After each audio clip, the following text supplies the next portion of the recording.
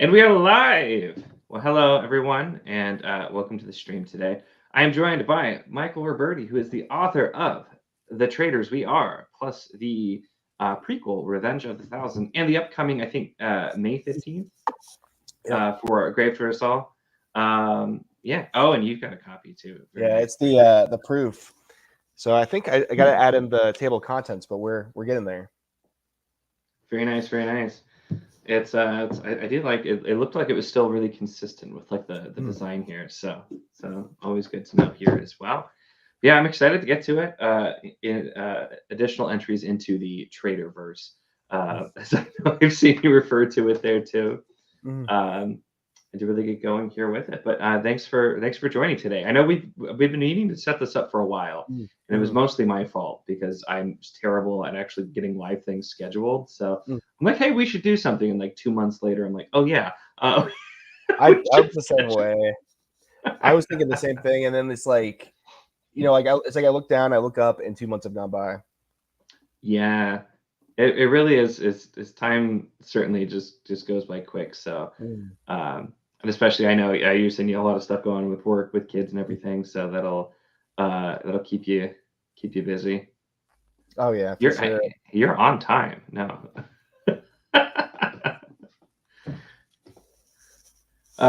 That's the other reason I wanted to try and get more stuff scheduled is because it's my wife and I are expecting our first child in late May, early June, and so as we're getting closer there, I'm like, I probably won't be doing any live shows for a while. So yeah. I'd imagine it's a ride, man. But once you get through the first couple of weeks, it gets a lot easier. I've noticed. At least that's how it was for us. Our first one, like he was a terror, and then he kind of evened out, and then our daughter was great. Now she's a little bit more high maintenance, is what I'll say. That's we're having a daughter, so I'll have that. That'll be interesting to look forward to. So. It's a lot of fun. But anyway, yeah. Go ahead. Yeah. Oh no, you're fine. I'm like I got us really off topic just to start. So that's where kids. Yeah, I know. I specifically plan to go very off topic later with some stuff that we've talked about before. So that's where I'm like I feel like we should start somewhere on topic, but that's why I like to keep these kind of just casual, part interview, part conversation, just seem more fun that way as well. We got Andrew too. Hey, Andrew. Hey, what's up, Andrew? So we should talk a bit about you and about the series a bit. So do you want to do just kind of like a sort of introduction to you and to the Crown and Tide series? Sure.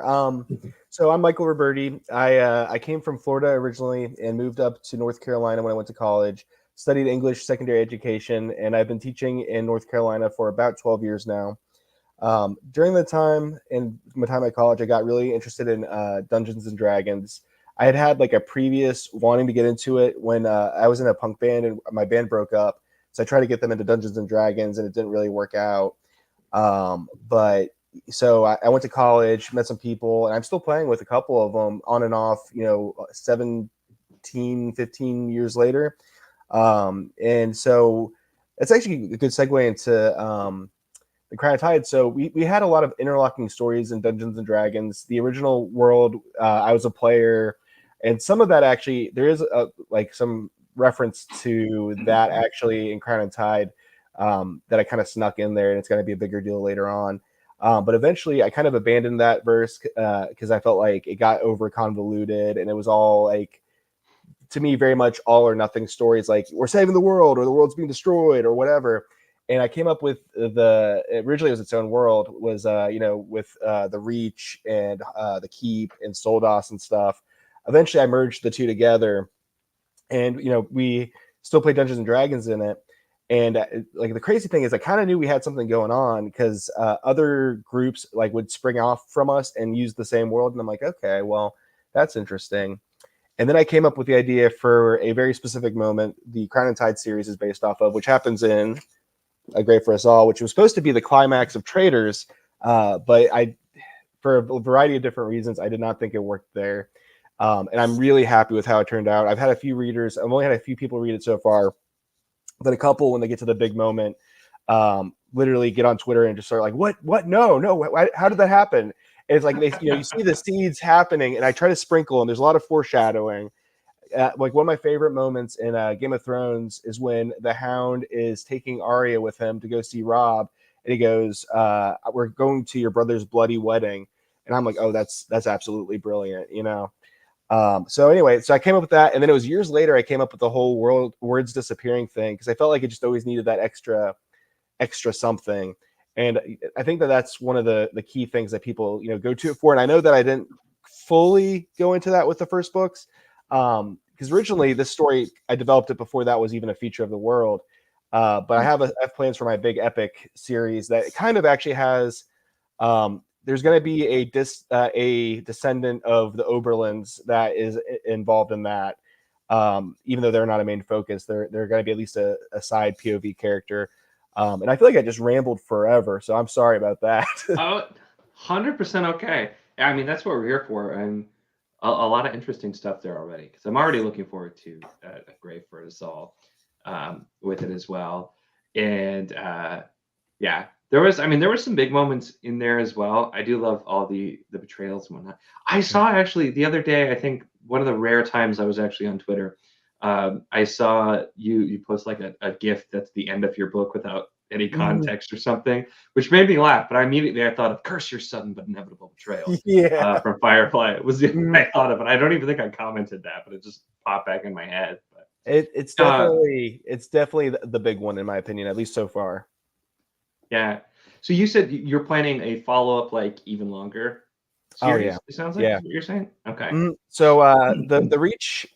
I've always my friend used to that is the DM that we kind of came up with. Like he came up with the first part of the world that I was the player in. I came up with this part of the world that he actually is mostly a player in. But he always makes a joke about how much I love the Reach because that was like that's been my favorite thing I've come up with, and I'm always like, it's almost like Tolkien with Hobbits, where I'm like, well, what do they think about this? What do they do about this? And so that's why I felt like this would be a good place to start because I love it so much. And one of the players is like, nobody is gonna want to read a book about Reachmen. No one. he's like, there's such buttholes all the time. I'm like, I know, but they're kind of endearing. But so the big one is actually, this wasn't directly based on Dungeons and Dragons. It was more of a lore thing we had for the setting. The next one, I'm trying. That's one of the reasons it's taking longer. Is first I want to finish this, and then there's a lot of moving pieces because part of it was a campaign, and part of it ties to Crown and Tide. And the other thing I've done is I've condensed down several big events. So, for instance, Traitors and Grave. There are in the third book. There are actually 3 huge world events that were separated by about 100 years, and I kind of like put them all together to make it a little bit more compelling. So you have the big alliance made in Traitors, and then you have the like Paulier Finlux in chapter 2. For those of you who read it, he was not involved in that story at all, but he has something else that he was involved in, and it kind of made sense to bring him in and explain why he took the actions he takes later. And actually it worked a lot better, I think, because of that. Okay, yeah, and I think you've gone an interesting route with it too. And so I should mention, Andrew mentioned the novella specifically too. So was that always planned as a prequel, or did you just decide to go back and explore that? Because I really liked the way that it brought a lot of context to some of the characters, including characters that felt like would have normally been named characters, but in Traitors were kind of shift in a different direction. So I thought it worked really well going back and being like, oh, so that's kind of some more here. So curious how that came about. It was never planned, and I started thinking about it, and I forget like exactly what caused me to think about doing it. I know people are giving away free prequel novellas, and I tried to do that, but I had issues with when I tried to go through. I tried to use Caliber, and I would send it out, and people would be like, "Hey, I can't open this," and stuff like that. And I really wanted to keep it like free for forever, and it just didn't work out that way. So I try to every so often like put it as free or like whatever. But yeah, so I was thinking about it, and I had a couple reviews saying like, I really want to know more about. I mean, this is like, I guess, like very light spoilers from chapter 1, but the two everybody always wants to talk about is Darius and Lorson. And I think, because Darius is literally dead on page 2, and then Lorson, you find out at the end of chapter 1, was killed by Emil, and so I really liked the Lorson back. Actually, both of them have that intermission chapter where they have Darius's has his thing at the war camp where it's a flashback. Lorson has his, and I really enjoyed writing those. And I was like, I think that I really would like to see more of like what this was like before they got there. And I knew some people were interested in those characters, and I kind of wanted to see a different side of Kale, because I think that Kale in book 1 specifically is very much almost everything this is about Darius's death. This is his childhood friend who he loved more than anything, his sister's fiance. And we only get to see him have like a brief glimpse of happiness when he's learning to sword fight better with Zora of Goal. So I was like, I'd like to see a different side of Kale as well. Because the other thing too is like my wife read the book and she really liked it, but she hated Kale. Like she could not stand him, which I felt weird about, because like I feel like I'm somewhere like I feel like I'm sometimes a weird mixture of Emil, Eric, and Kale. Not necessarily all the worst parts of those people, but like I can be kind of sullen and grumpy. Sometimes I'm a little bit too stuck on honor. Sometimes I'm kind of dumb, And so I was like, let's see what this guy was like when he actually like things weren't going so bad. And originally too, I had the idea, and I kind of might do more with this. I kind of want to do so Orden gets an intermission chapter where Finbar gets an intermission chapter at Orden's dad's funeral in Grave, and you see 18-year-old Orden. And I want to kind of go back and like do a novella about that, because I feel like that is also a character, like what transpired between the time he was 18 and the time that he was in his 50s. But yeah, that's kind of how I came about with it. It's just like I think that the context is good, and especially like I kind of saw the way that Grave was going, and I think one of the things I liked about Traitors was those slice of life moments where it's a little bit sweet, even though there's all this bad stuff happening. So I'm like, well, Grave is going to have a little bit less of that. So let's try to add it into the Revenge of Thousand. So like we're not completely moving away from that. Yeah, there's a lot to unpack there too. But no, I mean that makes a lot of sense, because I do find the choice to have, and I figured I agree. It's such early in the first book that that's an okay spoiler. Like you're gonna find out immediately, but yeah, to have two characters that one dies on screen, one off, but to have two characters and their deaths are incredibly important to the whole book, even though we don't know the characters before that. So we're mostly, although you do a good job of immediately like humanizing Darius, I will say, because you feel bad for him immediately, even though you don't know him very long. But then between that, I realized I've been pronouncing Lorson wrong the whole time, because I always said Lurkin in my head. That sound makes more sense. So like my wife actually corrects me, because I used to call Orden Ordan, and she's like, that is not how you would pronounce that name. And it's like, because I can't pronounce anything. Like she's like, before you go on interviews, we need to make it look like you know what you're talking about. And I'm like, okay. She's like really nice, but like she just is like so funny about that, because like it's the same thing as like if I go to a restaurant of any language at all, I'm going to mispronounce anything I order. Like it's like Hank Hill on King of the Hill is basically what it is. That's why it's so hard. I do love that somebody has to correct you on pronouncing your own character names, because that's fantastic. I've gotten so much crap for mispronouncing names, and that's where I've joked. I think that's why there's such a beef between people who love audiobooks and people who hate them, because the people who don't like audio are just mad at the audiobook people for always correcting them on pronunciation. Yeah, I see that 100%. The one thing, because I've been doing a lot of audiobooks because of my commute and not having a ton of time, I can't ever figure out how to spell characters' names when I'm trying to like post about them or whatever. Like, so I have to go Google it, and hopefully it's not an indie novel, because if it's an indie novel, it's like how do I pronounce? How do I spell this? It's a double-edged sword, because it's either especially things, because like I've really struggled with like series that I've read so many times, like Wheel of Time. There are a lot of names to this day. I know I pronounced them wrong. I don't care. I can't change it. It's ingrained in my head too far. But so I'll read things and then I'll just have a pronunciation, and it's so hard to change later. Yeah. Or then, yeah, if you're doing audio and you don't actually know how to spell, and then like sometimes you see the spelling and you're like, what? That's not how I would have guessed that was Oh spelled yeah. either. So That's kind how it of. goes for me.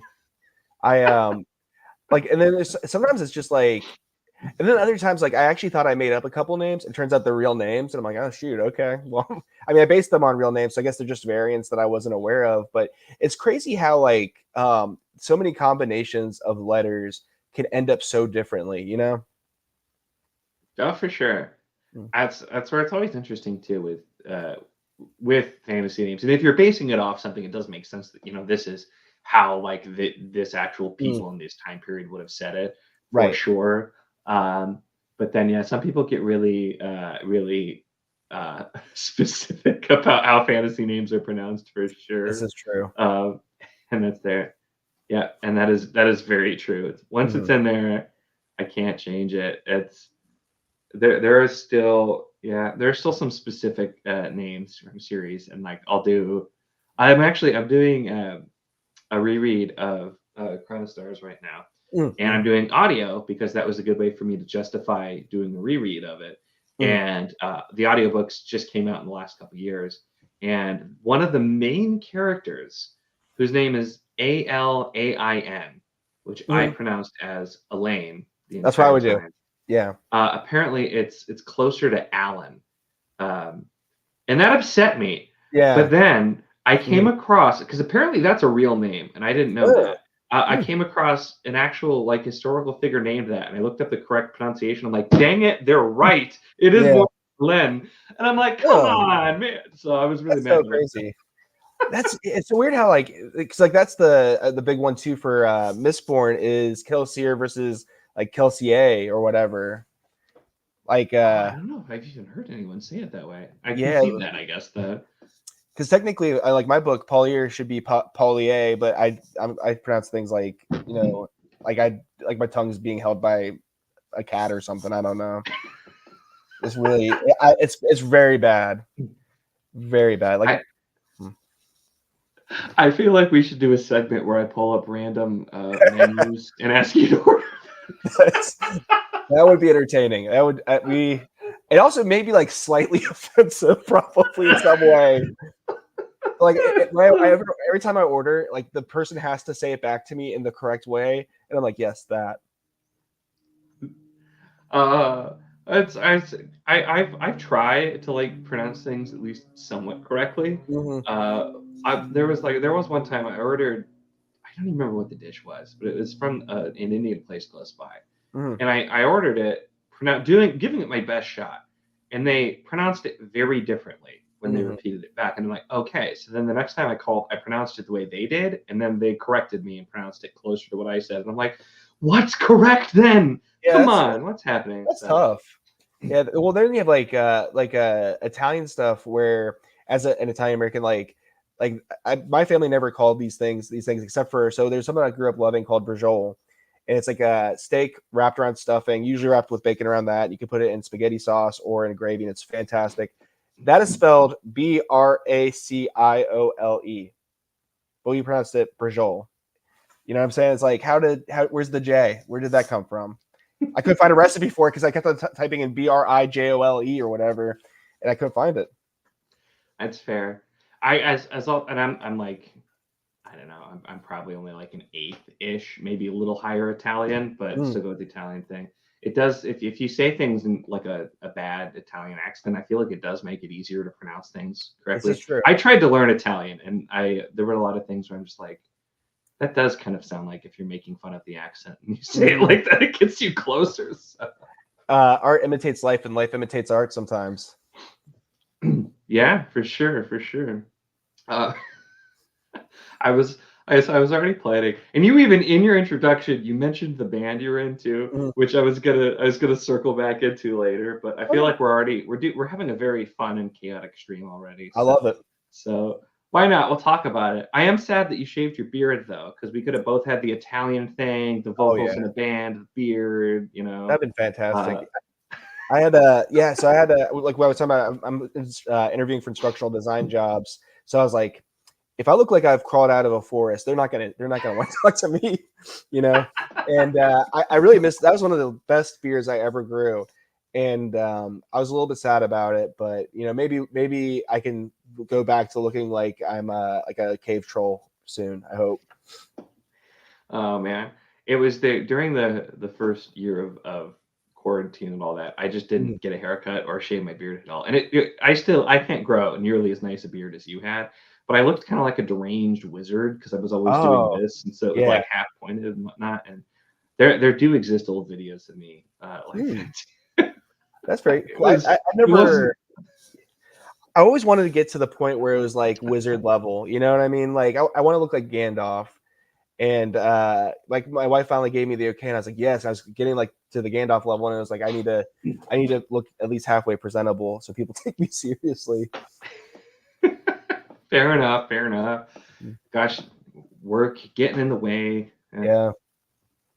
So rude of work. But we can so I'll spin it this way to make it still seem like it's related to Okay. you as an author and books. But so as you briefly mentioned, which definitely wanted to talk about, you were in a hardcore punk band Mhm. for a while here too. And so I feel like hardcore and metal have a lot of the same roots, even though Yeah. I know they are different. And so I won't be that person that's like, it's all the same thing, obviously, because I'm a metalhead Right. too. No, I get A little more metalcore than hardcore you. Mhm. for me. But so with that, I always think it's interesting because there are so many people both that just enjoy fantasy, that write Mhm. fantasy, that are into Mhm. more extreme genres of music.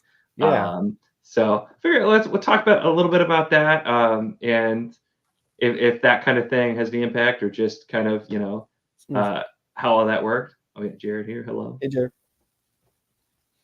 Yeah, it's interesting because I'm trying to think of like when. So I got into fantasy with the Chronicles of Narnia, and that was pretty early. Like I remember the cartoon BBC version, I think, and that was pretty good. And I think got into that. I got into the Hobbit, Lord of the Rings, as you do. And then I want to say I was like 12 or 13 when I got into like punk and hardcore metal. So like my first exposure to punk, I instantly got into it and really liked. The fast beat, yelling or whatever, a little kind of like chanting and stuff like that. And metal, I was a little bit cooler on. I remember I realized as a youth group kid, I was super into POD. And I guess I don't like I haven't listened to them in years and years and years, but like they were definitely doing something interesting. And then I got my friend got Zayo's uh Liberate album, and or no, maybe it was Where Blood and Fire Brings Rest. And he let me listen to it, and I hated it the first time I heard it. I was like, "What is happening here? This is so crazy."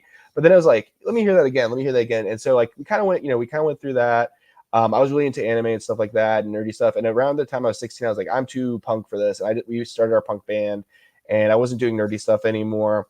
And we were kind of like we kind of had a lot of different influences. So like we did have some metal riffs, but we were kind of like Hatebreed or Terror, but with like the vocals of like Bane or Death Threats. And like so we actually had two singers at one point too, where I would do the mostly the shouting, and then the other guy would do the screaming. And then sometimes I would like when it was just me, sometimes I had to do both, but that was really hard to switch between for me. And so around the time we broke up, really weird story actually. So like we're playing our last show ever. Nobody knows why we're breaking up. We don't even really know why we're breaking up. We just decided it was time and wanted to do other projects. And we see this guy with like really long hair, like just like headbanging up front. And we're like, who is this dude? He's not, and it was in our hometown. And it was like the singer of Municipal Waste somehow. And it was like, and apparently he was like from there, had family there. And then like we ran into Oh, him at This Is For You Fest like a week or two later, and he like hung out with the other singer. Was like he was in this really killer band. I don't know why they broke up. And then I was like, man, we really missed our we should have not broken up right then. That was a good time to to hang out with Municipal Waste. And so yeah. yeah, that would that so we did that, and then we kind of got into this thing where I was like, I mean, I still liked punk and hardcore and stuff, but I wasn't really vibing with the scene as much anymore, and not wanting to be like a lot of my friends were going down, like not all of them, but a lot of them were going down bad paths and stuff like that.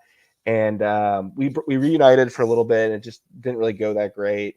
So I tried. That was when I introduced Dungeons and Dragons, and I was like really interested in doing Dungeons and Dragons, but I was also kind of wary about it because I was like I knew it had a bad, like a weird reputation. But anyway, I went off to college, and it actually took me like a while to really get back into like hardcore and metal. I basically about halfway through college kind of like was more into other types of music, and then I've like in the last 5 or 10 years have gotten really back into like what I used to like. But it's interesting, like you say, like it kind of like how those things go together. And I think it's kind of like maybe like I don't know. So I think like the one thing that fantasy and those things have in common is sometimes they're kind of seen as being on the fringe a little bit. And I think that they maybe attract people who feel that they are also on the fringe. You know what I'm saying? If that makes sense.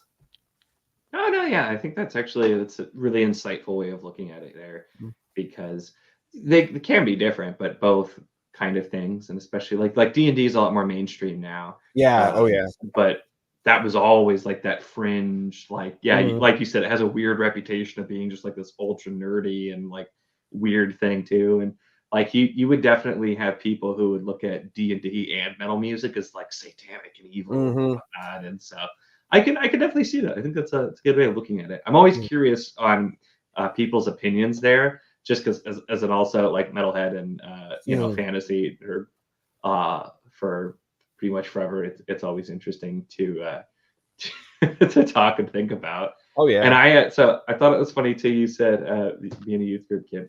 My first like metal band was Demon Hunter, which is a Mm. Christian metal Yep. band, and that's I started with a lot of stuff like that, like Haste the Day. Yeah. Um, it is funny how much between metal, hardcore, and punk, how many Christian bands there are, because there was like it was a huge scene back in the day.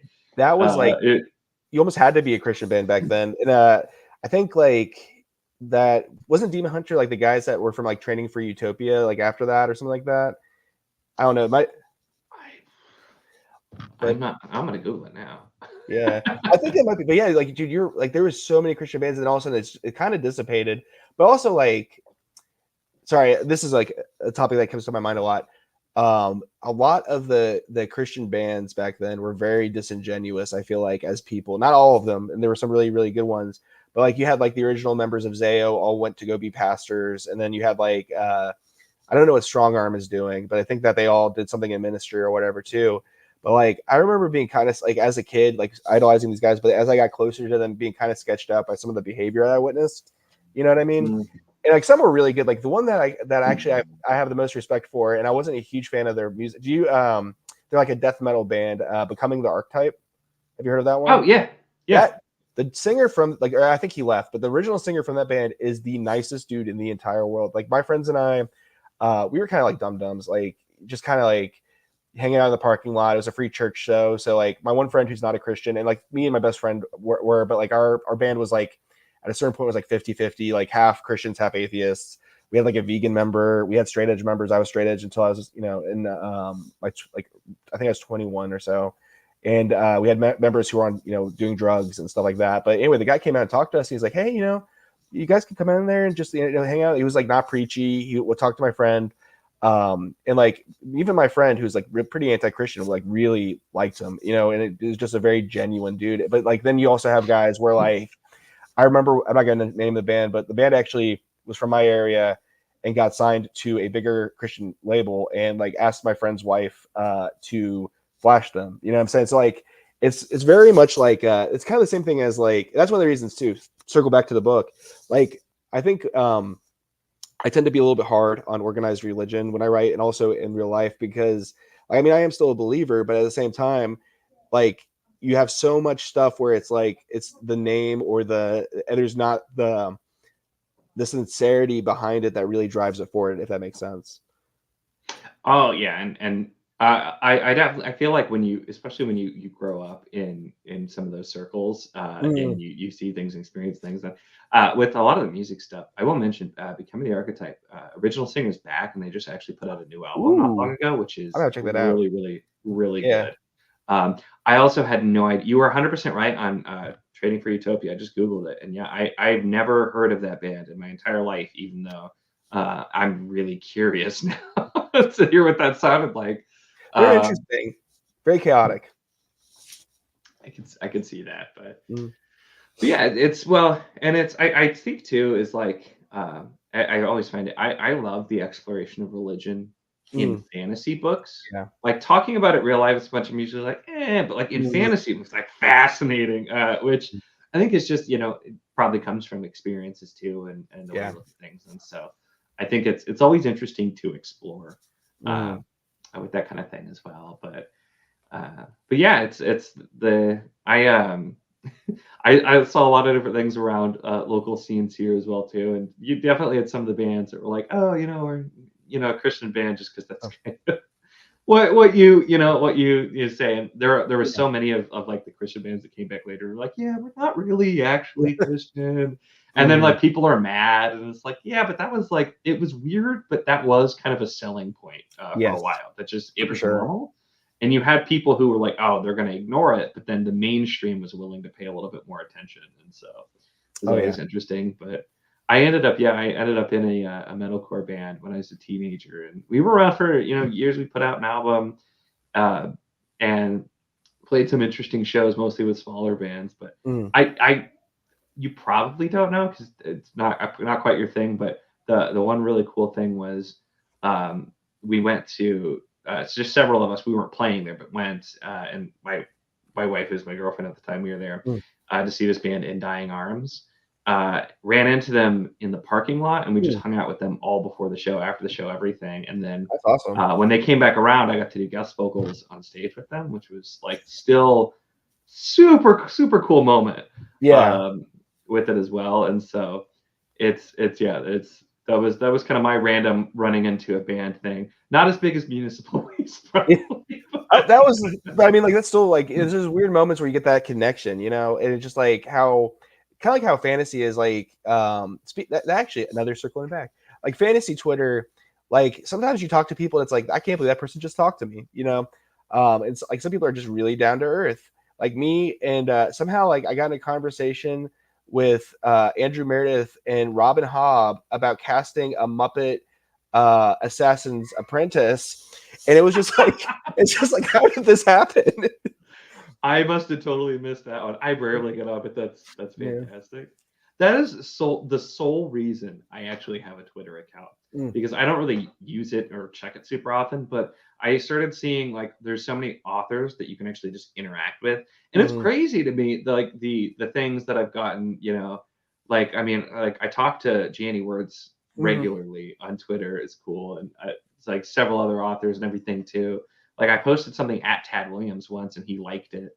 And then and whatnot. And so, and like it's, and just with between there and like, Discord, other places, getting to interact with all kinds of authors all the time is just still really cool. And one of those things that seems, not real. But I mean, even like today, with just like, hey, just get to hang out, talk and chat and everything here with it. I should probably, speaking of chat though, let's see. I have not I haven't looked at the chat in a little bit. So okay, I think we saw Jared, Bards and Books, who he has also into the stuff. Now we just need a punk rock cereal bowl for the punk side for you, I think. He's a booktuber who's in there, loves writing music from books. That's what I do some of that now with Michael R. Fletcher. I write lyrics, record vocals, I send it to him, and then he does all the music because I can't do any of that stuff. So that's kind of my way to still occasionally do casual songs. And then we have John wanting to know who we're terrorizing today. You the viewer, maybe. If you go look up half of the music we've talked about, I'm sure a lot of people would feel terrorized. That's probably true. Jared.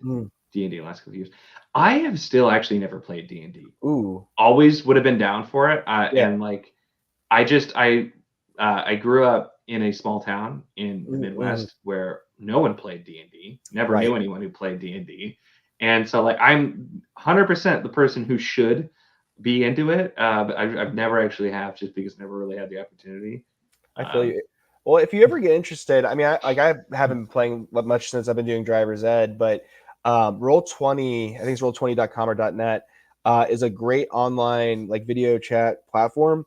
And like you can, like, one of the things I love about that, because like I used to go to the local store, try to get people together, is I play with my friend. He lives in Nebraska now, and then I was playing with Quinn from Silverstones, Reed Logan Westgate, the author, and Andrew Meredith was in there for a while as well.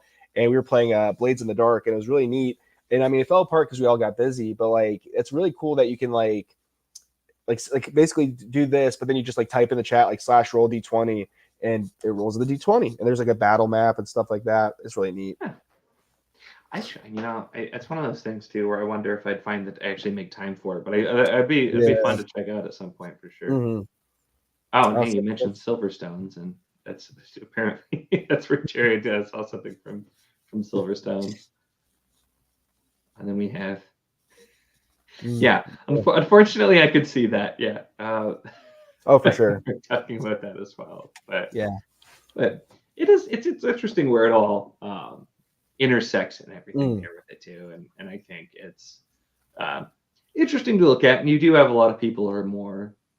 This is my attempt at a very suave transition here, by the way.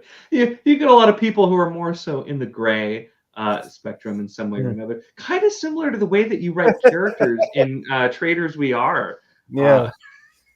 Oh yeah, for sure. that was smooth. I was going to talk about that earlier, and so I'm like, how do I loop back around here? But you mentioned earlier too that your wife liked the book but didn't like Kale, and just with the characters in general, it's you expect early on, you expect certain characters like, oh, these are going to be the good guys, this is going to be like the bad guy, but then you're like, oh, well, the bad guy's not really that bad, and like the good guy's not the nicest guy either, and so I think that the in the middle and the gray and the way it's written, I think your book balances pretty well, where it doesn't feel like it's like over the top dark, but it's not over like super light and either. It balances, and I know you said you put in some of the like the more slice of life elements here too. So how do you go about crafting that to kind of balance with both characters and the book? So that's a good question. I think like so some of my inspirations fantasy wise were also kind of like that. George R.R. Martin was really, when I saw Game of Thrones and read Game of Thrones the first time, it kind of blew my mind. And I definitely, he inspired me. Joe Abercrombie to an extent as well, with because I mean I don't feel like he's as grimdark as people say that he is, but his characters, I think for the most part, and especially in the later books like the new Age of Madness trilogy, are very much just kind of like people that are acting in the situation that they're in, and it's like similar to what I'm trying to do. Not really a matter of who's right and who's wrong. It's a matter of the perspective of both the character and then the reader. So like one of the things I studied a lot in college, and I teach as well in American literature, is American modernism and American like realist literature. So like you have like A Farewell to Arms, where the story, there's a good plot and the characters are just kind of not necessarily good guys or bad guys, but like they're just people trying to understand the situation that they're in, or just make the best of that situation, or change the situation to be something better. And it's not so much about necessarily, I mean, like for instance, A Farewell to Arms is set against the backdrop of World War I in Italy. And even though there are some war scenes, the war is not the plot. It's a function of the setting, but the plot is two people who fall in love and trying to find a way to make a life that that it's not going to make sense and it's not going to really work out the way that they want it to, but they have that belief because it's a very human belief. You know what I'm saying? And I don't think I hit those heights, but that's what I'd love to do, is just the idea that, for instance, Kale is probably, and I was telling somebody this, but like he's probably got some sort of depression diagnosis, if I had to guess, or some sort of like something. And similarly, like that's something I try to change up a little bit in Grave is like one of the things too is I try to show how, like, for instance, Orden, having him as a father really damaged all of his children. Like Kale is depressive and also prone to outbursts of anger. Marilee's extremely naive, at least at the beginning. Kieran is an absolute monster. And Lorson kind of hates who he is in a lot of ways. And I think I try to get a little bit more into that with Grave. But like, so like, and I think like that's the stories I like, is where that you feel like that the characters feel like they're real people and you're sad when it's done. And like, because you can't spend time with these people that you care about. You know what I mean? Yeah, I think that's really important. And I mean, even because I tend to be more like world building focused than specifically character or plot focused. in general, but it's, even then still characters are important. Mm. If you're reading something and you're like, I don't care about any of these people, Right. you're probably not going to be engaged enough to start digging into the other stuff there too. So Absolutely. I still think it's important. And it's like I commented, even with one of the characters that dies almost immediately, like before they die in the first chapter, I'm just like, oh, this poor person, and like you're setting the stage there, and so then. Like I said, the interesting way going back and then going back with the prequel too, and being like, so here's some more on these characters, so we can see what led to this, which I do think adds more, because I did read that after the Traitors we are, which I think when I talked about it, I'm like, I feel like you could technically read it before, but you almost get, even though it's a prequel, I feel like you get more out of it if you read the book first. I think that might be shifting that way consensus wise, because like somebody else said that too. But it's usually the people who read Traitors first say you should, like, that's still kind of held true. If you read Traitors first, you say you should read Traitors first. If you read Revenge first, you say you should read Revenge first. Though Kay from Kay's Hidden Shelf, she still hasn't read Traitors, but she read Revenge, and she's like, "Oh, here's the first chapter of Traitors," and she saw that Darius died and immediately closed the book and screamed and stuff like that. I'm like, that is much more traumatizing. Yeah, I didn't think about that. But that's interesting. Well, it is, because and that's where I think I waffled a bit when I talked about it too, because I think you could read it, but there's some stuff that almost feels like a spoiler. It's not quite, but it's because once you've already read Traitors, and I don't think it would seem that way if you hadn't, obviously, but once you've read it, there's like, oh, this is kind of, I feel like, some extra foreshadowing that would have maybe had you on the lookout for some particular events. But it's going back and getting more on those characters and then being more connected to them, which is why also I feel like I probably said something. I think the character focused readers should read the prequel first, because I feel like it'll make some of the events and Traitors much more impactful. I can see that. But if you're more so focused on plot or whatever, I think Traitors first, because for me, I was very much pulled in. I was very interested, and I liked getting that extra character bit. But somebody who's a lot more character focused, I feel like they get more out of it. So it depends. And it definitely doesn't have. And I mean, like I've seen people critique it, like where it doesn't have a strong central plot, and it doesn't. Like, I mean, literally, I figured out what the through line was after writing it, and I feel like the through line for me, plot wise, other than just the progression of the war, was like, when I don't want to spoil it too much. So if you haven't read Revenge, but I feel like the character Move, and I mean, if you read Traitors first, like there's a spoiler right there, because it's like, wait, this character's not in Traitors, you know what I'm saying? But I feel like she ends up being the kind of thing that pulls the stories together a little bit, because you have, at least through Ordnat and Lorson and Kale's stories, you have that through line, and then she ultimately connects. We ultimately have Darius connect to it when he is comforting Kale at the end, you know. And I think like that kind of, but it's not. I mean, again, it's not really a strong central theme, you know. And some people are like, well, you should probably just combine the two books. And if honestly, and eventually I will like do an omnibus, but the two things about that I feel like are, one, I had no idea I was ever going to write the Revenge of Thousands, and then two, I mean, I haven't actually, this is how busy I've been. I have notes on like the typos I need to fix on Revenge, because it does need like one more pass a little bit, but the writing, other than the typos, I think is stronger in Revenge than Traitors, because I knew a little bit more of what I was doing. I was more comfortable with like, instead of like having to think about how everything needs to sound, I kind of understood the characters. I understood the setting. I understood the way things flowed together. And I don't know that, like, I feel like it'd be like a weird, like it would be weird to read Revenge and then go to Traitors, where I think Traitors it was the best work I had at the time, but I think I could do better now if I had a guess. But I don't, you always kind of wonder about that. I think is like, what could I have done differently? Yeah, I can see that. Well, and that's an interesting topic to talk about too, and that's something I know I've chatted with some authors with before as well. But it is interesting to think about too, with when's the right time to like publish something. When do you feel it's ready, and how do you deal with the kind of the thought of going back? Because, and for me, and Traitors didn't feel like this to me, for the record, so I'm not saying here, but I've definitely read stuff where I'm like, I feel like they weren't ready for this quite yet. And both in, indie and Trad Pub is the thing too, because my favorite Trad Pub example of this is a series I really enjoyed, but the Lycanius trilogy by James Islington. Yeah. It's good, but it feels like a debut. It Yeah. really feels like a debut in points where I'm like, you probably weren't quite ready. And like his new book, he's grown so much. So I'm That's like, what I've heard. now I would love to see you go back and write that now. Yeah. But at the same time, you have to start somewhere. So Oh, absolutely. as an author, kind of what are your thoughts on that? How do you deal with the idea of like, oh, was this what it could have been? Could I have done that? All those kind of thoughts and knowing when to publish.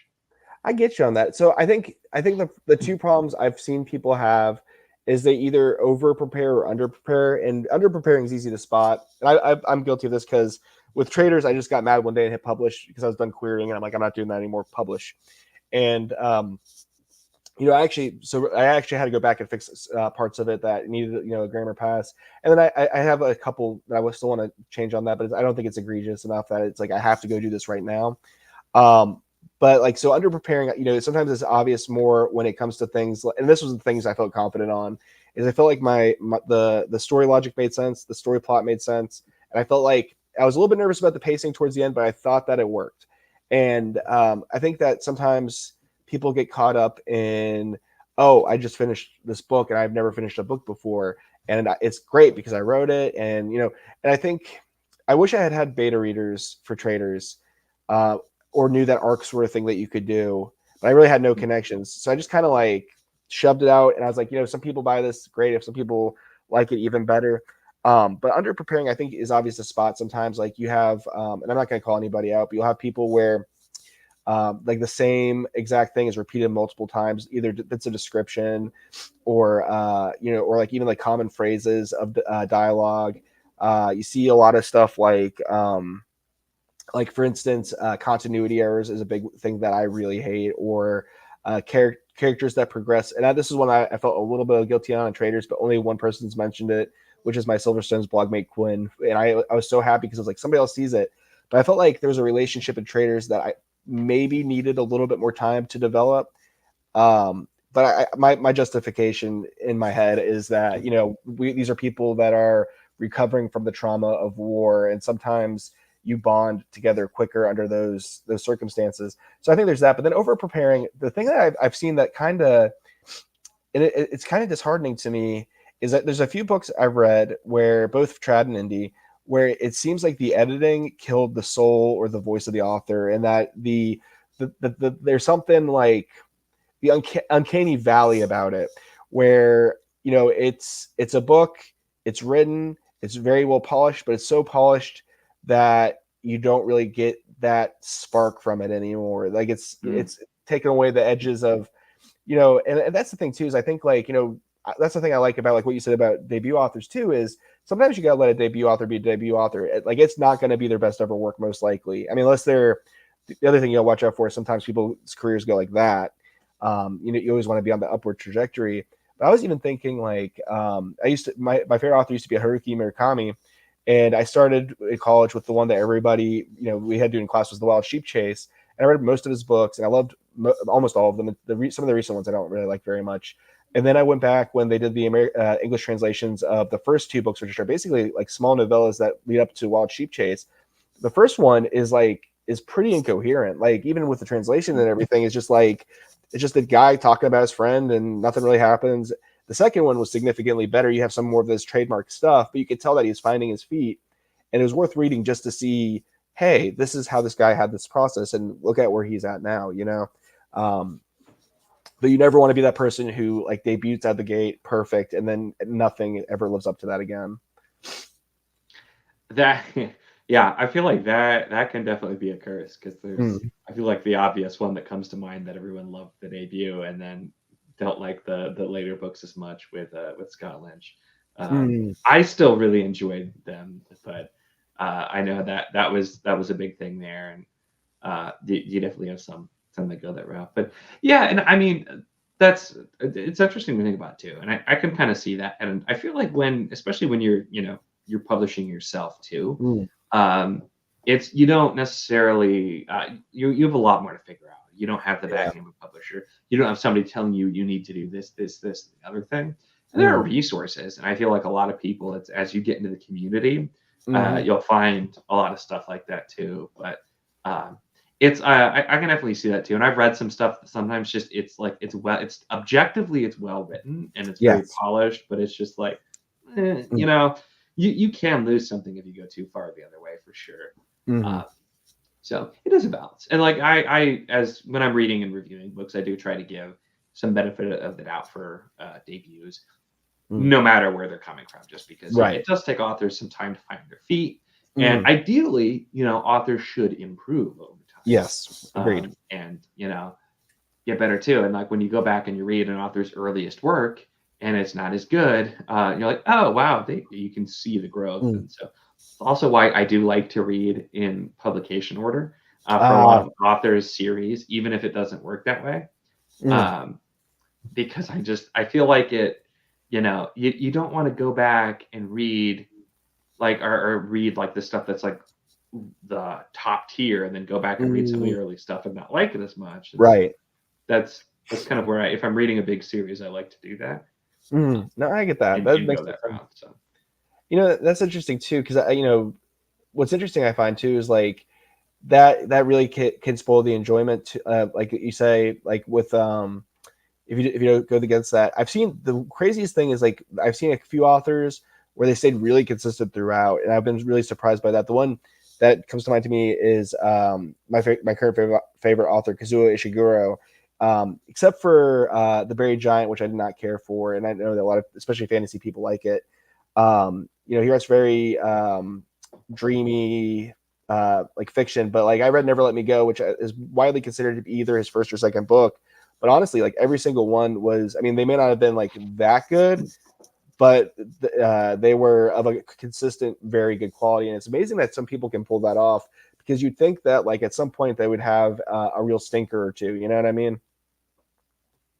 yeah, I mean I feel like consistency is not an easy thing by any Mm, means. It's it trying to stay that way and constantly put out good quality. It can be rough. There's always going to be, even the greatest author of all time is going to have dips and yeah, yeah, for things, I'm sure. sure, as well, if they write enough. Mm. Unless you pull like the write one really good thing and never write again. I mean, there's going to be Harper, peaks and valleys. yeah. Yeah, until Oh, it yeah, was the super late sequel that yeah. Go Set the Watchman, or Set a Watchman, I think. I heard very mixed things on that, and I don't know. Some people kind of still think that she somehow got bamboozled and that it was like a money grab from somebody close to her. which I feel like seems I don't know anything personally, but that seems very plausible. Yeah, same for sure. But I thought, hey, Shane, Mm. that was from like almost 10 minutes ago. But no, I get distracted with the chat again. Oh, for sure. Um, yeah, no, I mean it's interesting things to think about with that day, everything as well, just with going and there can be like big differences, like Discworld. I don't know if you've read any of the Discworld. I've read Uh, one. was it the first one? No, it was the one that everybody says to start with. Oh, guards. Guards, yeah. And it was a little bit too silly for me, to be honest. But like, I don't know. I know about like most people really love them, and I thought about going back to it at some point. Well, it does depend on your sense of humor, but like Yeah. the first book, the first two probably are so bad in my opinion. Mm. Uh, I I figured I'd start with it, and I was trying to read The Color of Magic, and I'm like, this is just it's off the wall and not in a Mm. good way, and it was so zany and just didn't like there was no plot really that made a lot of, and so I'm like I struggled so much. I'm like, why do people love this? And everyone's like, oh, go read Guards, and I'm like, Mm. okay, I read that, and I liked that more, Mm. but I decided to read those in publication order, and there was just such market improvement. And Mm. I'm like, I think once you get around 10 to 15 books in, Mm. it's a lot less of the like hit or miss, and it's all like these are all actually really, really good. Interesting. but like he put them out quickly and he did a lot of them. Yeah. And the early ones have a very, very definite difference in quality. And Interesting. so a lot of people still love them, and that's completely okay. But you see him grow a lot. So there's definitely other ones where, and that's what you'd expect. But I feel like Yeah. if you read all the really good ones and then you try to go back to like the first few, you're gonna have a really bad time, I think. And that's Yeah. why I read them in order. Yeah, that makes sense. I mean, honestly, like Guards was Guards was fairly early in the publication order, right? I was Is it like like the fifth one or that's what something. I was thinking. It's like fifth or sixth or something like that. You know, it wasn't like terrible. It just was like, yeah, okay, you know, this is funny. You know, I wasn't sure what to expect. I at the risk of having somebody jump out of the comments to try and kill me, Mm. I really liked Guards, but I think it's overrated. Uh, Um, I've read two more books in the Guard series, and I think they were better oh, uh, okay, than that one because that was the first one, and it right. was good, but like the pacing is so off in that book too. You get to Yeah. the point where it feels like it's about to end, and then it just doesn't, and then we just kind Mm, of hang out for a bit and then keep going. And I'm like, yeah. what? And That's that's one of the pacing, structure, and endings are something he really struggled with because that's not what he was going for in the early right. books. He Right. improved a ton over time, but like the next Guards book, Men at Arms, I think is better than Mm, Guards. okay. And so my opinion. I know a lot of people would probably disagree, Mm, but yeah, I think he improves over time a lot. Uh, and so I read them kind of casually as my something different palate yeah, cleanser kind of thing, for sure. and have fun there. But Hmm. yeah. So, circling back to Crown and Tide. Mm. So how many? Because I know we talked a little bit about how you do have a follow up kind of series plan. Like how big do you have plans for the Traderverse different Mm. series? Like how many books are you thinking um, we'll eventually see? Oh man, so I have like a lot of sticks in the fire as far as that goes. I've got and like I was actually making some good progress on it. But I started working on a sort of Witcher-esque, and I forget what the other inspiration was, book set in a land that we're going to see a little bit of the people of Dormar. And there's going to be like a little bit of a kind of a story about a guy. And I'm trying to go a little bit more action and humor and with that one, and that I think is going to be like kind of like a loose series of like, here's some adventures that this dude went on, you know, type thing.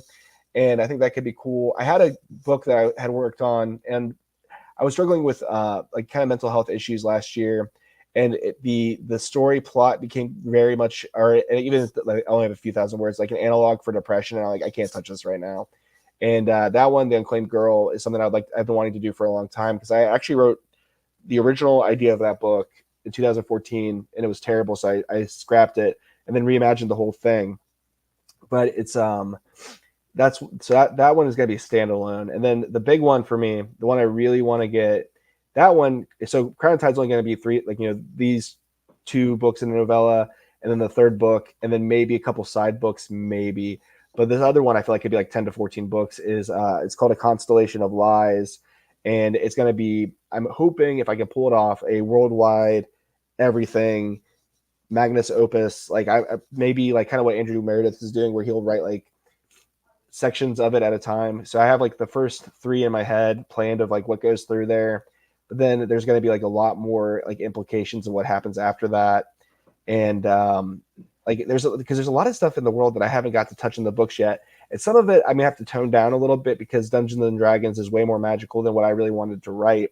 But like we see in Grave, we see more of the Sorheiners and the magic they use. There's a group that we have not seen at all yet, where it's they have like a dream magic, but they're on the complete other side of the world, like literally as far as you can go. And then there's you know, there's also the whole like, where did the Trestensons come from, and that gets addressed in Grave a little bit more.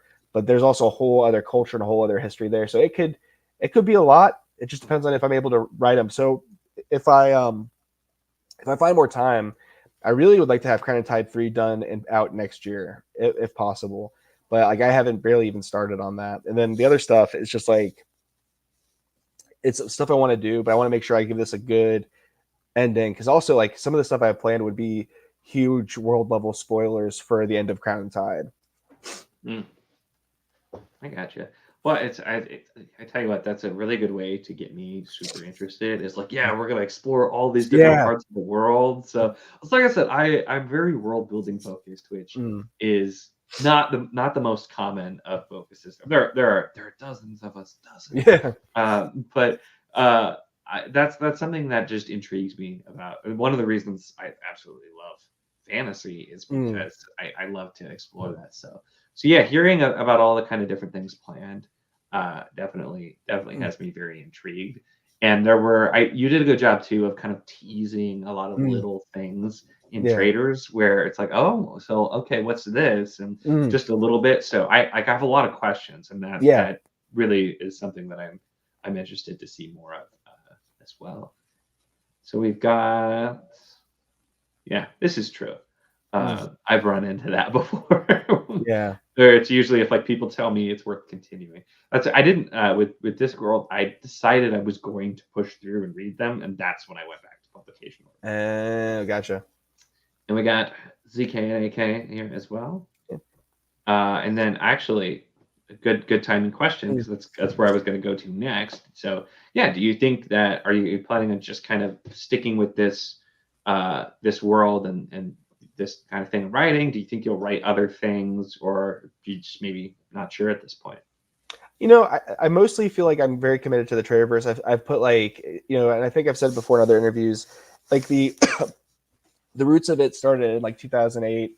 And by the time I got to like the place where, you know, Crown and Tide takes place, I introduced that in like 2013 in my games and stuff. And I like, there's a lot of stuff that I would love to see put on here that like, because like, I mean, this is gonna sound terrible. I picked Crown and Tide to start with because to me, it's supposed to be a simpler story than, like, for instance, a Constellation of Lies, where, you know, you have the worldwide stuff. You know, there's gonna be like a drug smuggling plot and an investigation, and then there's also more stuff from the Reach. There's more stuff, you know, from the other parts of the world that we haven't quite seen yet. There's like literally, and one of my friends, like, I don't like to say things like this because I feel like it sounds braggy, but like he was even like, you could probably pay or have other dudes write, like 12 other authors write books in this world, and you guys would never run out of books and, you know, step on each other's toes and stuff like that, because there's a lot of lore, and that's the thing that I really think is that has really made me want to continue, is like the people who like I don't know personally, who my friend who DMs, I will say like, oh yeah, they really loved, for instance, in the next book, the reference I think in Traitors, the Judges of Wynn are like super popular, and like, you know, they're like, you know, that really meant something to them. And then like, you know, sometimes you'll mention there's a specific city that I wrote a short story in, Confito, and if you mention that city to some of these players, they'll just groan because it's like the worst place on earth, and it's just like there's like a weird magic to that, and like, you know, so I want to continue that. I have had some ideas for things I don't think would work in the Traitorverse, but I mean, especially with like time constraints, like unless I ever went like full-time author, I don't think I'm going to do anything outside the Traitorverse. And even then, I probably would just focus. I love the Traitorverse. Like, I really enjoy it. I really miss playing Dungeons and Dragons, and, you know, like seeing these places. And I had such a fun idea for a campaign we only got to do a few sessions of, where what I had them start out is they start out at a higher level, and I don't want to spoil anything, but they took over that worst place in the world. Like, they killed the former leader. That's what it opened up with, was the leader's dead, a new day's dawn. Now you have to lead the city. And they had to figure out how to get the economy back on track, how to appease the local populace. You know, there was characters. It was somewhat of a continuation of a Constellation of Lies campaign, where one of the characters that my friend played had a sister who was very involved in that plot. That's an NPC, and they got to see her, and then also the child that was, you know, hinted at from the other game. And it was just like, you know, there's a lot of emotions in there. And I even threw in some stuff from the books. What's funny is, like, my two best friends from college who I play with all the time, I don't think either of them have read the books yet. But also, like, I mean, they probably don't need to because they know everything that happens. So it's like, you know, it might be, but it's, you know, there's just so much that we could explore that I have not gotten to do yet that I really want to, and I'm hoping I can find time. I definitely time is, I think, one of those tough things, especially when you're not able to be a full-time author. Hey, Mike. Yeah. I do, and something you said too, with starting with Crown of Tide as being something kind of simpler. I do think that's smart Mm, because it sounds like you have a ton of stuff planned, and some of it's going to be much more complex, much more in depth. And so mm, I think, I mean, to me at least, that makes a lot of sense. Starting with something that's a little bit simpler, and then like we were talking about too, where letting yourself be a debut author, but continuing to grow and then right. kind of tackling some of the big stuff later. That's something too that you don't always see as much anymore. Mm, Sometimes people just really jump in off the deep end, and it can work, but it can yeah. also be one of those things where like, oh, maybe you need a little bit more time before you were ready. So I think No, it's for smart to sure. do. Mm, I was actually gonna ask too, since you mentioned other people writing in it, just because it sounds like you have a ton of stuff planned. mm. Um, yeah, so that's interesting to hear too. But is that something you would like actually consider, kind of turning it into a shared universe? I mean, I would. Mm, so hard to say. Um, so the thing for me is like I feel like I like that people like telling stories in the world, but like the thing too is they also tell the stories at least like tonally are very different from what I would tell. And so like when I play in like a game of of D&D with this, if something is not correct or whatever, I just don't say anything about it and just like okay, whatever, Like there was one time where my friend had an idea about the Reachmen and I was like the Reachmen would never do that. But I just bit my tongue and I was just like I didn't say anything about it. I wouldn't be against it, but like the other thing too is like it's kind of my baby a little bit. I think if I got big enough and like, there was a sort of a reference guide that we all agreed to adhere to, so it all made sense together. That's the thing I'm afraid of is because like you don't want like kind of like how Marvel Comics sometimes does, where like somebody takes over the story or has another story about Spider-Man, and the two Spider-Men are just so different. And like I saw this really, you see this more with like minor characters. Like I remember, I really liked Matt Fraction's Iron Fist like a lot, and he wrote it just so well. That was such a great story. And then I tried to read a reboot of Iron Fist, and like it was just like almost like grimdark. Whereas to me, Iron Fist is kind of a jokey character, and it's like I don't, it's the same thing, but it's not really what you want. And actually, that's the reason I made sure to get Traitors out is because like my friend was DMing a group. I didn't know any of the people in it. They're like, "Oh, this is such a great world and stuff. We should write a book in it." And I was like, "Oh no, they're gonna beat me to it." And I was just like, I was terrified. So I was like, I gotta write this. And then I wrote Traitors. But yeah, I think that it could be neat. And I love the fact that people want to play D&D in that world because like, I mean, almost everybody has their own homebrew world, and it's really like humbling to think that they liked the idea of the words disappearing, or they liked Soldas, or they liked Treston's Keep and Harfall. And I don't know, it's interesting how like ideas kind of spread like that. I still think that like I would maybe be okay with it, but like I feel like you have to have that trust among creators. You know what I mean? And Mhm. I won't want Yeah. somebody changing up the game up. That's where I feel like, and I mean, I'm not an author, so I can't Mm. relate like directly, but I do feel like that's your baby, like that's Yeah. your world and everything. So I feel like it would be kind of hard to Hmm. like let someone else do that, but it's always interesting too, with the big shared universe like novels, like you have Dragonlance and you have Forgotten Realms and all that kind of Yeah. stuff Right. too. Mm. That also kind of have a D&D base, and Yeah. I've heard mixed things about some of that with it too. Like, and another person on BookTube, Liam's Lyceum, Mm. he's trying to read all of the Forgotten Realms novels. Oh He's my read a gosh. ton of them. Yeah, Yeah. I mean, there's like over 200, I think. Yeah. There So has to be for he's sure. still, yeah, and he's still going. But like he'll comment too. Like sometimes you have an author who will break the canon or like mess Yeah. up with continuity because they're kind of doing something different, and I feel like you run the risk of that when you have too many cooks sometimes. So That's what I was thinking. Yeah. And like, sometimes not everybody has the same vision. You know what I mean? Like, I don't love like, we should like if you're doing that, you all have to be working towards the same goal, and I think working very closely together. You know what I mean? Like, did I freeze? Hello? Did you freeze?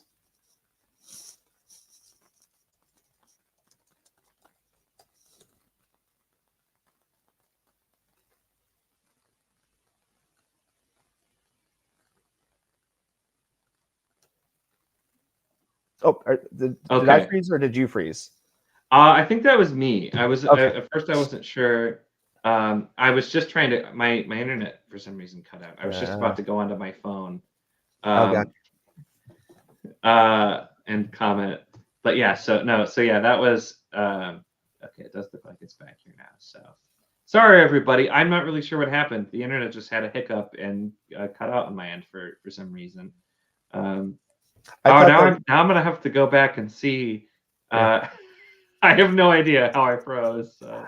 I was like, man, he's really interested in what I'm saying about this, because you're just kind of like this. I'm like, and then I was like, he's a little too interested in what I'm saying. I was gonna say I was hearing most of it before it cut, I think so, but yeah, I don't know what happened all of a sudden, because it started for me. I could still see me moving, but you froze. But then I realized my internet's at the one that's actually stuck here. So this is still better. There was one time I was doing a stream with Andrew, and it was during a storm, and my internet cut out for like 5-10 minutes or something. So he just took over the stream and started, he's like, I'm taking over the channel, and did this whole thing and whatnot. So, at least this was quick. Oh man. Anyway, so, but yeah, so the big world and series and everything. So, I know you're we were talking about just like how people having different vision, and that sort of thing. Which I can definitely see, and I think though there's something to be said, because when you look at authors who have they have the big series, you're gonna check out when they do other stuff. They write a standalone, they write this other stuff. You're definitely gonna check it out, but then you always have the people who are like, yeah, but when's the next book in the big series coming? Because and it sounds like you've got a really wide variety of different kinds of tones and styles, time periods, settings, places, stuff like that too. So I feel like that can help keep it fresh too, because you don't want to burn out on the same thing. Oh, for sure. So with the D&D focus, do you does any of the stuff that happens come from actions people take in games, or is it just the lore of the world itself, and then you're kind of rolling with it separately? I got you. Yeah. So for Crown Tide specifically, we did not play like this. So this is kind of sound crazy, maybe, but I have to renorm the years and stuff like that. But the time period that we usually play in is a couple hundred years after this. So it's something that's been referenced as having happened. Specifically, if you play, especially with the Reach, there's some things that Reachmen will still bring up from the Crown Tide, kind of like how Texans will say remember the Alamo or whatever, because it was such a significant event for them. And I almost want to spoil it, but it's in book 3, and I haven't written it yet, but it's a very, very, very big moment that's kind of out of nowhere a little bit. So I have to tie it in, and I've had to work on tying it in. But I was like, I need to have all 3 of these things happen in the same 2 or 3 years, and I think that would be fantastic. But they literally will talk about this thing to anybody who will listen, and it's to the point where my character, I was playing a Reachman character, and I was playing, and I wanted to make everybody mad, so I played a religious Reachman who was one of the judges of Win, and they're like, but you can't do that. Reachmen aren't religious. And I'm like, not all people are the same. So this guy is, and but I would bring that up all the time. And we're in the area where the thing happened against those people. I'm like, hey, you remember when this happened? And everyone's just like, stop talking about that. Stop talking about that. Has anyone ever told you the tragedy of Darth Plagueis the Wise? Yeah, that's basically how it is. It's they love bringing it up, and they're so, that's what I love about the Reachmen, is they're so obnoxious about things, and they have no social filter, that it's so fun to be like that, kind of unrestrained. And I mean again, not everybody in the Reach and not everybody in any culture is all one way, but that's what their cultural value of being blunt and to the point, I think is just kind of like, especially like in like fantasy. A lot of times in fantasy, you have those people that are very verbose and very like guarded, and they're just like, you guys are all jerks, you know? Understandable. I mean, it keeps it interesting having different Yeah. kinds of people here too. And I have found more and more, and it counts in books too, but especially with TV, I've just been reminded that I love fish out of water kind of situations, Oh yeah. where you just, you know, get people in a situation they're super uncomfortable with. So uh, I like some of just those aspects where you have people from the Reach and they're in situations that they're very much not comfortable with. And, Oh yeah. that kind of thing was just that, and that wasn't like a massive focus or anything, but just something that I found that I always enjoy. It's just a concept. I don't know why it's fun for me, but I get it though. You know, just it's interesting to see how people react in, you know, a variety of different circumstances. yeah. So I feel like circling to and a fun question that I'm totally putting you on the spot for that relates to the books and music. If you're picking a song for each book so far, so Traitors, Revenge, and then Grave for Us All, what song would you pick? And you can just shoot something out too, because I'm not even joking. Like I didn't give him prep time for this. I'm just being mean and asking a difficult question. I think I got it. All right. Okay. When Traitors, I'm gonna go with "Bring the Ruckus" by the Wu-Tang Clan, because I listened to 36 Chambers like on repeat as one of my main writing musics for that whole thing. Because like I would have so much imposter syndrome, and I was watching the Wu-Tang Clan TV show, and like they even got to this point where they're like, "We have like 9 members of this rap group. Nobody does that. Nobody does any of this stuff." And it's like, "Nah, we're doing it. This is us." And I'm like, "All right, yeah, just do it. Do the weird thing, and it might work out." Revenge.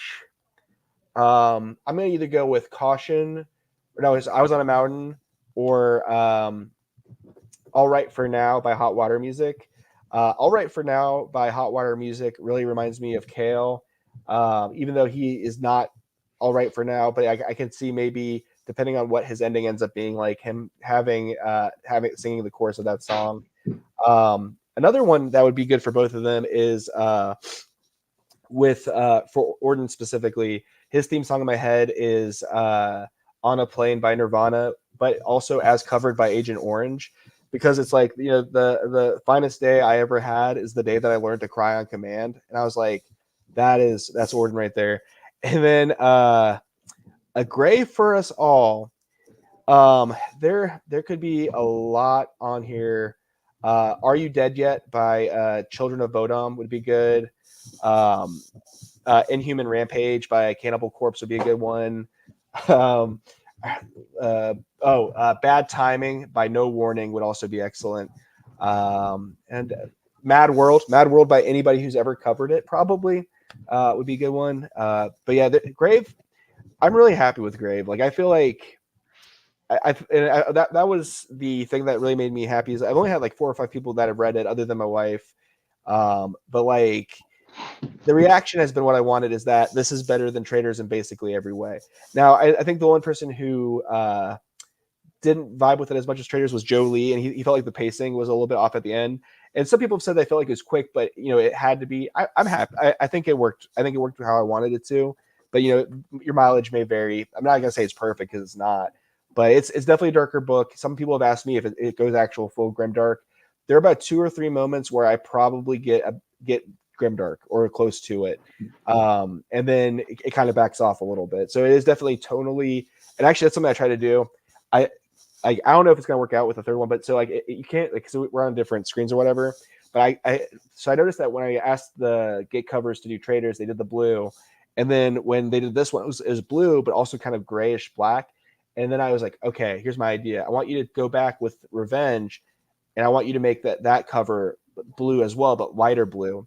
And then the final book, I was thinking I'd have it be even darker. But I honestly, tone wise, I'm not exactly sure what Crown Tide 3 is going to be.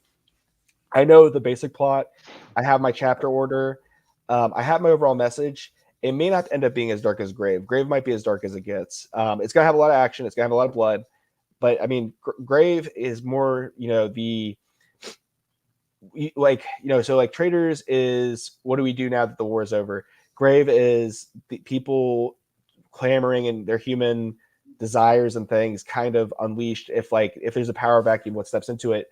And then I've been reading and watching Vinland Saga and The Last Kingdom and a lot of Danish inspired stuff. And Crown Tide 3, I think, is gonna be like, what do we do now? Like, is this the best we can do? What is our life gonna be?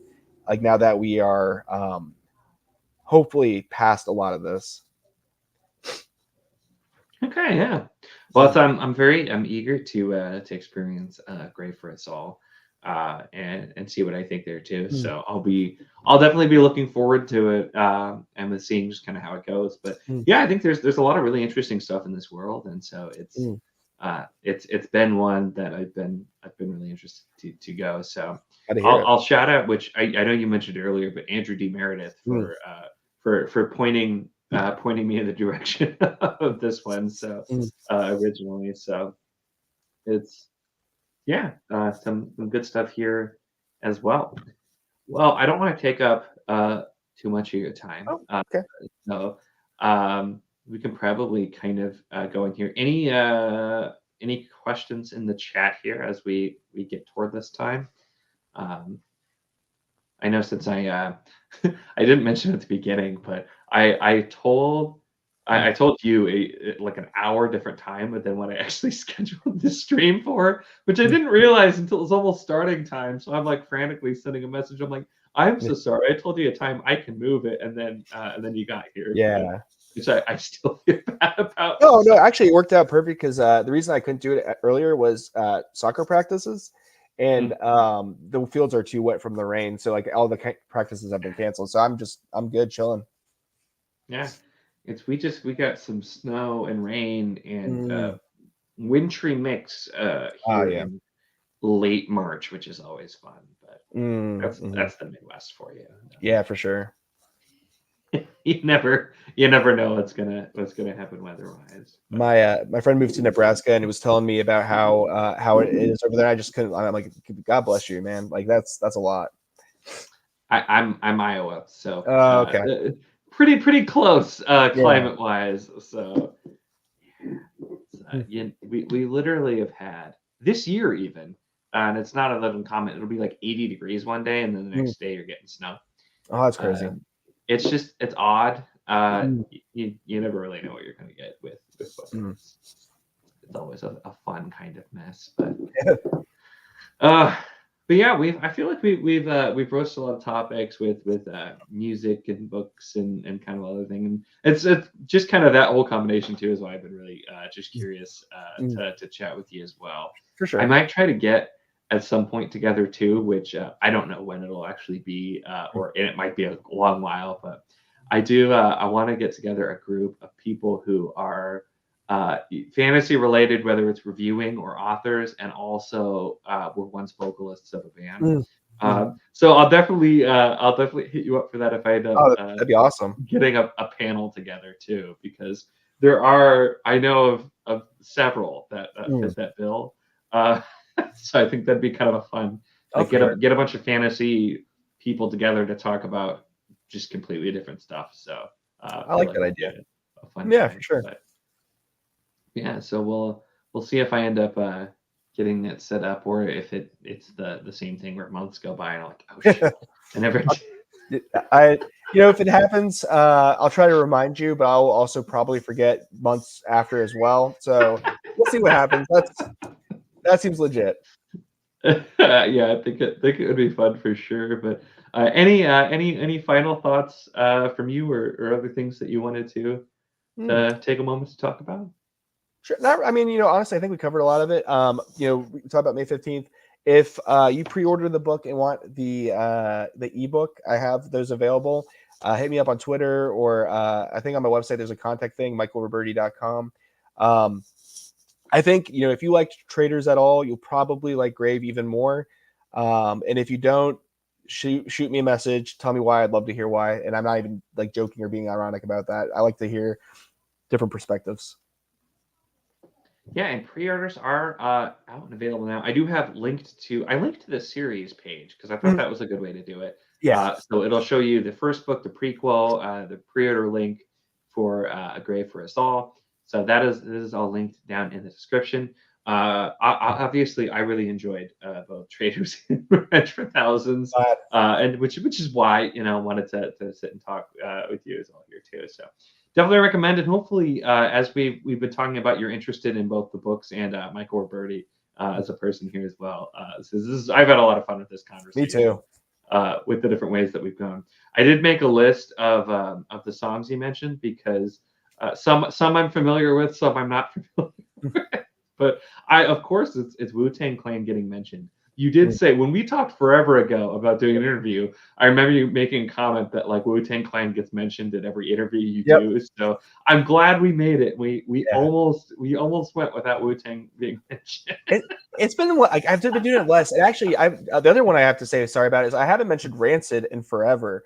So Out Come the Wolves by Rancid is another album I listened to almost on repeat during Traitors. I don't know if a good like which song on that I just as a whole. Though the other one album wise for Grave, like if you like where I was at mentally, Evil Empire by Rage Against the Machine was a big one for me too. So like anything on that I was feeling it. Yeah, I was gonna say there's been so many. It's fun because I never got super into like I said, like I was more so on the metal side than like the hardcore or the punk side. So there's like a lot of bands where I'm like, okay, I know who that is. It's not stuff I've like listened to a ton, but it's at least I've been familiar with most of what you brought up for the most part too. And like you had some other miscellaneous things in there as well here too. For it as well, but yeah, that's I don't know. I love the mix of music and books and everything, and that's something I've talked about too. And with there's so much overlap. I feel like in themes and stuff, and just actual people making songs about books or being inspired by songs, that sort of thing. So yeah. So it's such a fun combination of topics, I think. So thanks for coming on and making time and coming an hour early than I told you and chatting with both books and music. It's been a lot of fun. So definitely, it's love to talk more in the future as well. So well, hopefully I'll hopefully get something set up. Sounds good with that kind of thing. So it'll be a lot of fun. But yeah, I appreciate you coming by here too. I always try and keep these around an hour and a half, so we're about perfect. So glad that worked out. But yeah, thanks again, everybody. Check out, like I said, Grave for Us All. You can pre-order. It is that May 15th. Traitors We Are is also the book that's obvious out. This is book 1 and it's book 2. We're talking about pre-ordering, but really enjoyable time. All available, like I said, links in the description. But yeah, thanks everybody who's been joining Ben with the chat. We see got Mike and Jared here as well. But yeah, it's been fun. So thanks everybody for joining, and we'll see you later for sure. All right, thanks guys. Keep waving.